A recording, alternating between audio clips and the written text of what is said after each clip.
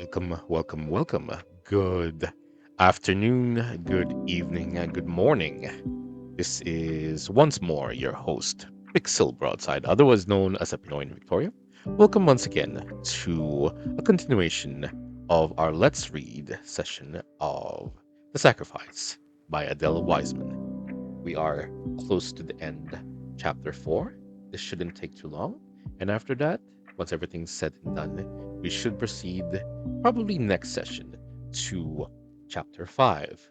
So please find somewhere relaxing to sit down at. Maybe brew yourself a cup of tea, dim the lights, and let us proceed now with the rest of chapter 4. This will proceed from the middle of page 58, and it should proceed until around page 61.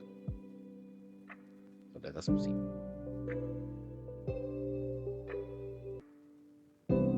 When the butcher shop cat had kittens again, Abraham decided to take one home to his wife.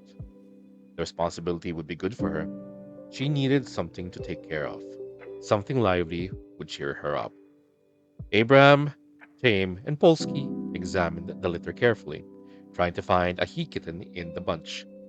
Polsky subjected each yowling baby to a rude examination in his big red paw.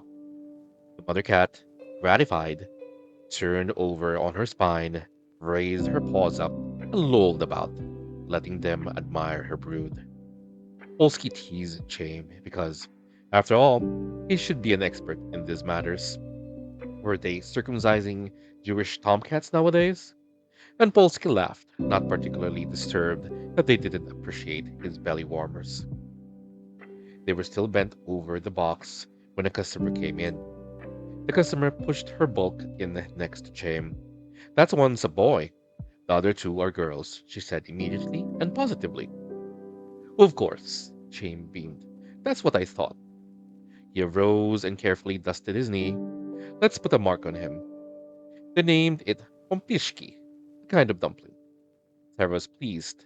Live things, Abraham told himself, certainly liven up a house. The house was destined for even more livening up. Shortly afterward, Pompishki brought home a scrawny little kitten that no amount of wishful thinking could prove to their now experienced eyes was a male. They called it Noble, which is garlic. You can't have Pompishkis without Noble, said Sarah, with a sudden flash of humor that made Abraham feel that if there were 10 cats, they'd keep them all. To say that I lost my faith is not enough. Weeks had passed since Abraham had begun to tell his story to Chaim, weeks during which he had not mentioned the subject.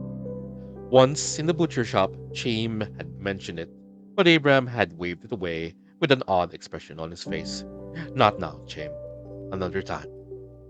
Now, on another Friday evening, as they sat on the bench outside the synagogue and watched the children playing across the street, he continued as though he had not been interrupted by the passage of time.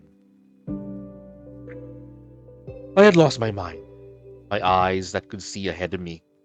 I did not merely desert him, I became insolent. I spoke to him. To say rudely is correct, but not merely rudely, with storm, with hatred. We fled blindly. We stole across the border to Poland. Everywhere I thought I saw how he had turned his hand against me. Not merely against me, against all of Jewry. We were met at the border by Polish Jews who helped us to escape. Helped us. Pious Jews with long sideburns and black frocks. They made a living of it. Big business. They stole the very stockings from the legs of my wife. Everything they saw, they took. Of this, too, I accused him.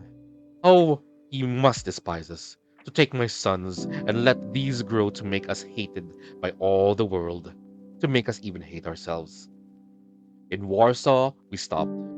Where to next? There was an ocean ahead of us. I wanted to plunge myself into it. Ha! All sorts of things go on in the world, whether you pay attention or not. And when you want to do something, suddenly they're there. Countries want you, countries don't. Who wants a Jew? This is our life to hammer on doors. Here, they wanted only farmers. So, I am a farmer. I started to make papers to go with my family as farmers. In the meantime, I went to work. Papers cost money, and what I had left that I had saved from the various thieves was needed for papers and for the journey. The man I went to work for knew well that I was in need. He put me to work as though I were under the whip. I am not such a young man as I once was, when I was strong as a bull and could carry half a carcass as nothing. Sometimes of late, I have begun to feel pains in my arms when I must lift a heavy section, and when I go from the warmth to the refrigerator. But for him, I worked, and I didn't care. I was glad that the sweat ran from me in the icebox. I was glad that when I came home to the room with the roaches and the bedbugs at night, I lay down and I could not move. There are times when all the work that you have done and all the suffering that you have lived through lay themselves down on you. Then you cannot move, you cannot breathe. Still inside of me, I raged. I do not know what went on between us those few months. We lived together, we moved about as shadows cast upon the same wall, meeting, touching, unseeing, unfeeling. Abraham listened for a moment while a mother called to her children from the house across the street. He sighed, a long sigh, without knowing that he had done so. I scarcely realized that they too had been left to me. I was selfish, wrapped up in my own storms. In Poland, there was a typhus epidemic. Just as our papers had come through and they were already making out our ship's cards, Isaac caught the typhus. Abraham stopped talking again. How could it sound so commonplace? Inside of him, an excitement was forming, and pain, like the sear of an old wound, throbbed in his voice when he spoke. Do you know the typhus? Abraham looked about him. How could he describe it? A fire was kindled inside of him. He lay there, and the fever steamed from him. In his mind, he could see it, the dingy room, Isaac tossing on the bed. Yes, steaming. For days I watched him lying there, helpless against the tortures that scalded him. I felt the hot, drenched sheets. I looked on his suffering face. It seemed as though I saw him now for the first time.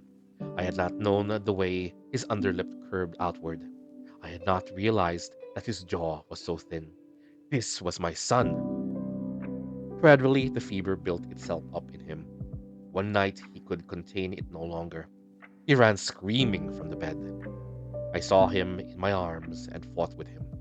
I clenched his body, drenched and squirming against me. It was as though he were swimming in a fiery bath. It was scalding to hold him. He looked at me with hatred. His fingers tore at my beard.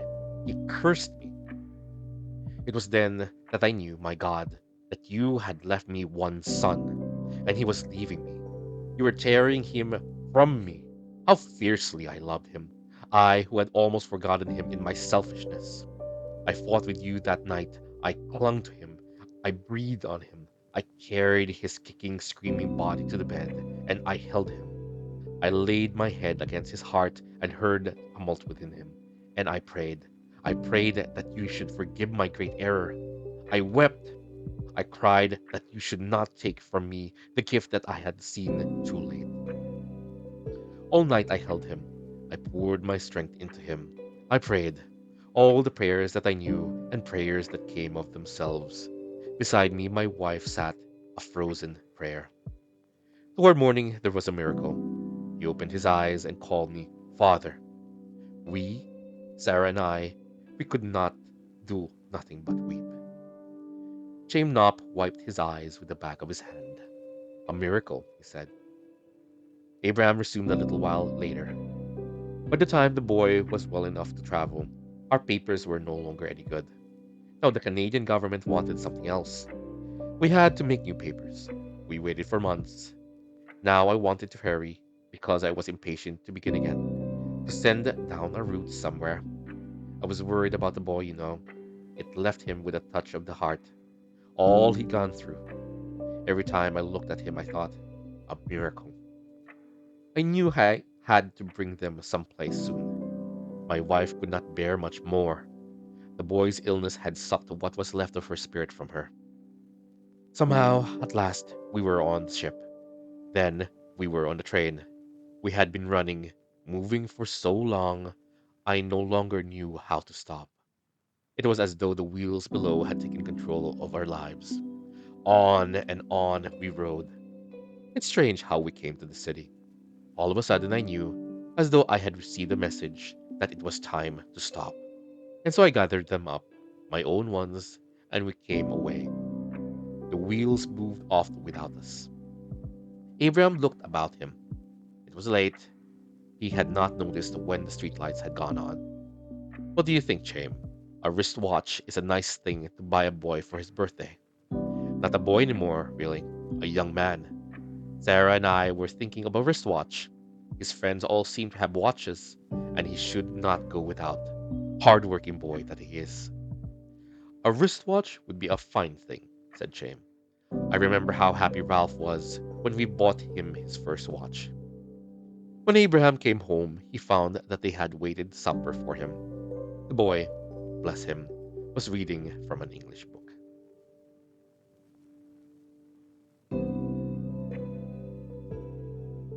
And that is it. That is the end of chapter 5. As I mentioned, this started around the middle of page 58 and ended at around the middle of page 61. Hopefully, sooner rather than later, we shall proceed with chapter 5, and then we'll proceed from there. Again, thank you for being my audience. I am once more your host, Pixel Broadside, otherwise known as Pinang Victoria. If you liked what you've heard, of course, please leave a like and subscribe. Right now, I am honestly probably reaching the limits of this laptop, and I really want to get something better, probably something that's not 4 years old. But right now, my family doesn't really have a lot to go with. And of course, bringing up Family 5 is not easy. Maybe, I think the Patreon is still there. So if anyone has, you know, taken the time to listen to this, the Patreon is there. Maybe drop a little something to help with our expenses. And maybe one day I'll be able to get a new, better laptop or maybe a desktop, something that can do recordings better. In the case, good evening.